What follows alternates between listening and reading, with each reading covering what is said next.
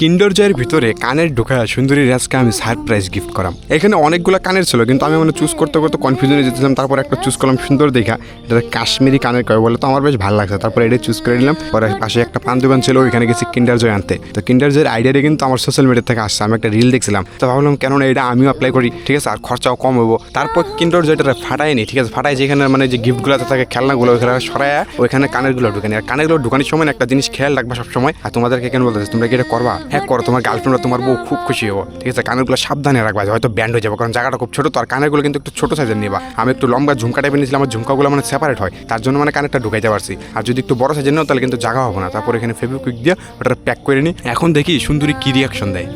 সুন্দরী সুন্দরী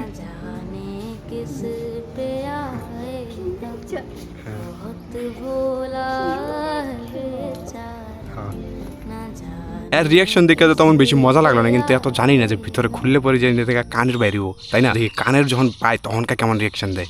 সুন্দরী তো দেখি খেলে কানেরই দেখতেছে, আর আমি মনে মনে ভাবতেছে যে আমার দিকে তাকায় একটা সুন্দর করে হাসিরও কোন সময় দিব, এইটার অপেক্ষাতেই আছে নাকি আর ভালো লাগলো না, আবার এটাও ভাবতেছি।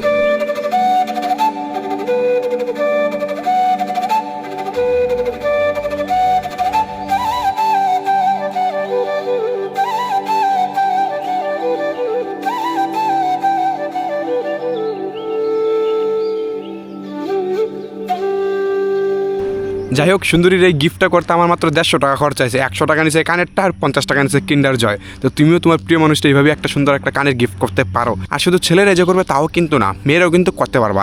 কানের বদলে তুমি আংটি একটা গিফট করবা, এমন ছোটো টাইপের যে কোনো কিছু ছেলে মানুষটা গিফট করবে, এরাও প্রচণ্ড খুশি হইব। আর হ্যাঁ, এমনই মিষ্টি মিষ্টি ব্লগ দেখতে চাইলে অবশ্যই আমার পেজটাকে ফলো করে রাখো। Tata, bye bye.